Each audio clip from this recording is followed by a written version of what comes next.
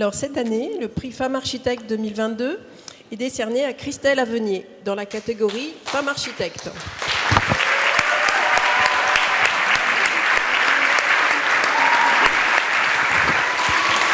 Magnifique.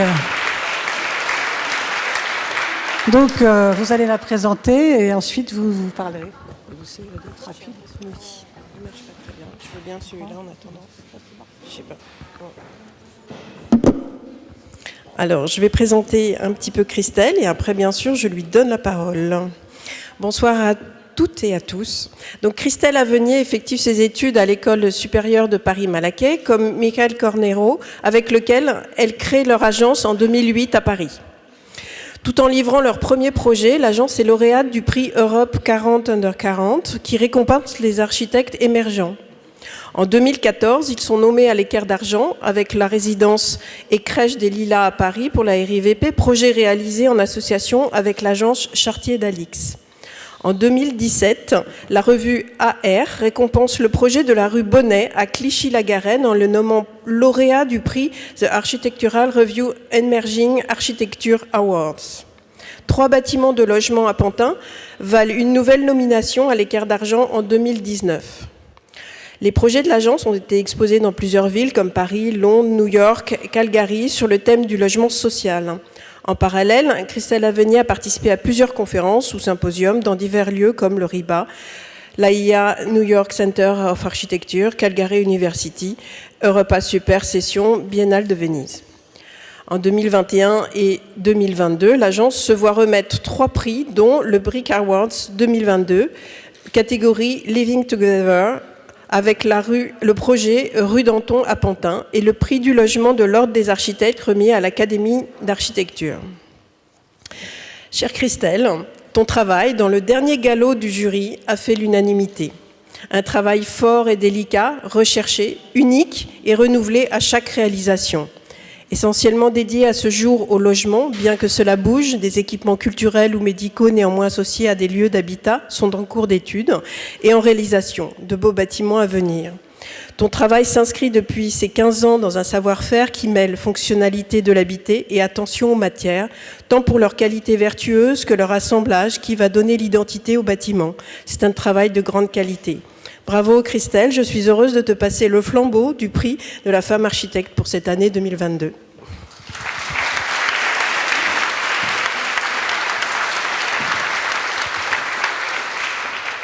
Merci, c'est toujours agréable d'avoir une récompense pour son travail. Je vais essayer d'être brève parce qu'on a tous envie de boire un petit verre pour fêter les 10 ans. Donc je vais présenter 5 projets qui résument pas forcément le travail de l'agence, mais qui montrent un petit peu le travail que l'on peut proposer. Donc nous, on aime beaucoup la matérialité, on aime beaucoup travailler la matière et la luminosité, donc c'est un mélange, c'est un travail que l'on effectue sur chaque projet. Donc là, j'ai essayé de sélectionner des projets un peu variés. Donc ici, on est sur du logement privé, c'est sur la ZAC Clichy-Batignolles. Et c'est un projet qui est en association avec une agence de Barcelone, c'est l'agence Gaosa Ravo. Donc ici, on est sur un projet de macro-lot avec du logement sur les 2 bâtiments principaux et on a sur le socle un programme, un équipement qui est un foyer d'accueil médicalisé. C'est une ZAC qui marche très bien, que j'aime beaucoup. C'est un projet qui a été au niveau paysager fait par une femme, Jacqueline Hosty. Donc je le précise puisque c'est la soirée plus particulièrement féminine. On a travaillé plus particulièrement la tôle perforée et on a travaillé la lumière sur ce projet avec des grandes générosités au niveau de la lumière et des extérieurs. Donc les extérieurs, évidemment, puisqu'on est sur un parc qui fonctionne très bien. Si vous ne connaissez pas encore cet endroit, moi je vous invite à vous promener et gambader dans ce lieu qui est assez agréable. Et donc ici, on peut voir les 2 bâtiments qui font partie donc de ce projet. Ce sont 2 bâtiments qui sont assez impressionnant puisque l'un monte en R+15 et l'autre en R+10 et on atteint les 50 mètres. Donc voilà, on a essayé de travailler ce macrolot tout en ayant quand même une ligne assez épurée et élégante. Donc là, c'est un autre programme, un EHPAD, qui se trouve dans le 20e arrondissement. C'est une réhabilitation lourde. On a complètement démoli le bâtiment existant tout en gardant la structure, donc plancher et poteau. Donc on avait le squelette et on est venu reconstruire 2 façades, une sur rue et une sur jardin, avec une matérialité qui était la brique. Et pour cette matérialité, nous avons utilisé une brique qui vient du Danemark et qui est la brique Peterson, le modèle Columba, qui a été utilisé par Peter Zumthor.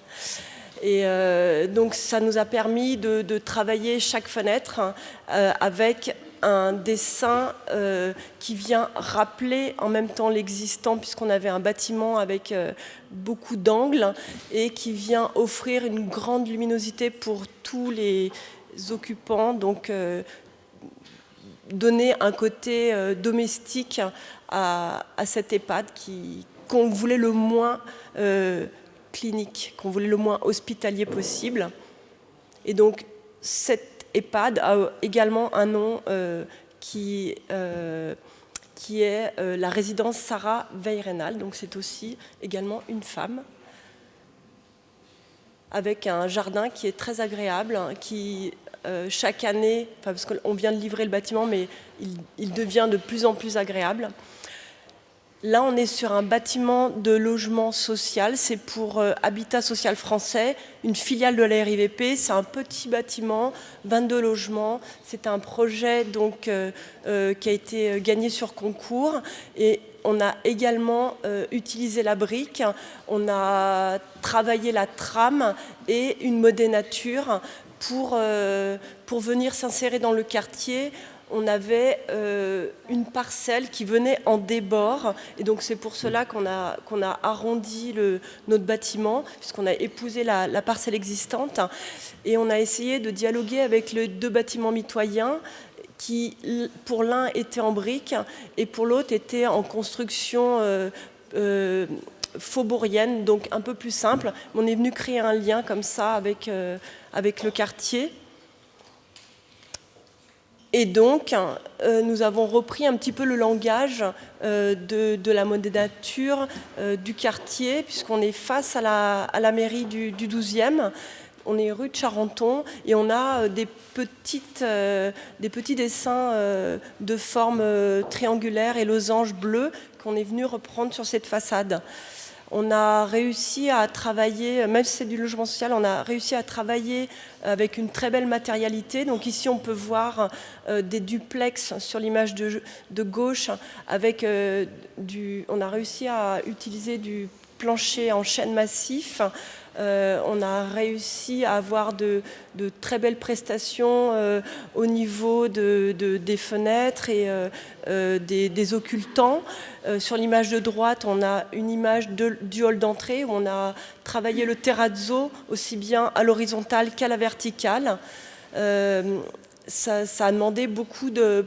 C'est un petit projet, c'est 22 logements, ça nous a demandé beaucoup d'heures de travail et de détails, mais c'est aussi là que nous, on prend du plaisir à travailler et aller au bout du détail. Et là, on a un détail sur la façade de côté jardin où on a un volet en tôle perforée qui nous... Comme on est sur la façade sud, on peut se protéger du soleil. Ici, c'est un programme de crèche dans le 20e arrondissement. C'est sur un quartier qui était emblématique. On était sur le quartier Fréquel-Fontarabie, qui était un des premiers quartiers, un des premiers écoquartiers du 20e. Et donc là, le programme, c'est une crèche. J'ai oublié de préciser que le projet d'avant, c'était un projet BEPOS, à énergie positive. Donc, un des premiers projets avec une chaufferie bois pour le logement social. Et donc, Sur ce projet de crèche, nous avons travaillé la tôle perforée qui nous a permis de venir agrémenter les pièces, non seulement venir clore les espaces nécessaires, mais en même temps on est venu filtrer la lumière et créer des jeux de lumière pour les enfants, puisque la crèche, c'est le premier bâtiment où l'enfant sort de son cocon familial, et donc qui a pour vocation de venir le protéger et l'ouvrir au monde. Et donc on a utilisé ce matériau pour ce jeu de lumière et ce jeu de percement, avec une possibilité de voir sans être vu. Et voilà, on avait en cœur d'îlot un petit jardin qui permettait d'avoir une partie plantée de pleine terre avec une partie engazonnée. C'est, je pense, le dernier projet. Donc ça, c'est un projet à Pantin de 3 bâtiments avec un vocabulaire commun au niveau de la brique, donc une trame et une modénature. Et les 3 bâtiments ont leur identité qui est symbolisée par la couleur. Donc une brique un peu foncé chocolat, une brique grise claire et une brique plutôt dans les tons rouges, assez chaleureux. Et donc la particularité de ce projet, c'est qu'il y a également un jardin qui vient relier les bâtiments. Et nous avons travaillé chaque typologie de logement afin de permettre des espaces de lieux de vie les plus généreux possibles. Et donc ici, c'était lors d'une visite, on est revenu chez un des habitants et on était vraiment agréablement surpris de voir que l'installation était aisée et agréable. Et donc voilà, c'est une réalisation qui se trouve sur les bords du canal de Pantin. Donc évidemment, on avait un site qui était très facile, puisqu'on avait au niveau naturel de l'eau qui venait agrémenter notre lieu et qui nous offrait un écrin très agréable. Donc voilà, je termine sur cette image.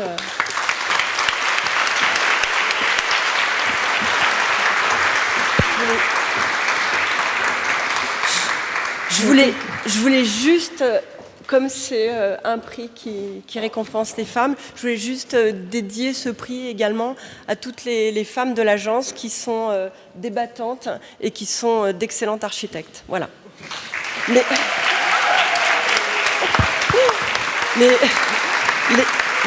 Les garçons aussi, hein. Alors la boucle est bouclée quelque part, puisqu'on est parti de Romainville pour voir le projet de Tagliabue et on arrive à Pantin. Je suis très contente. La scène Saint-Denis est à l'honneur. Bravo. Il n'y a pas que Paris.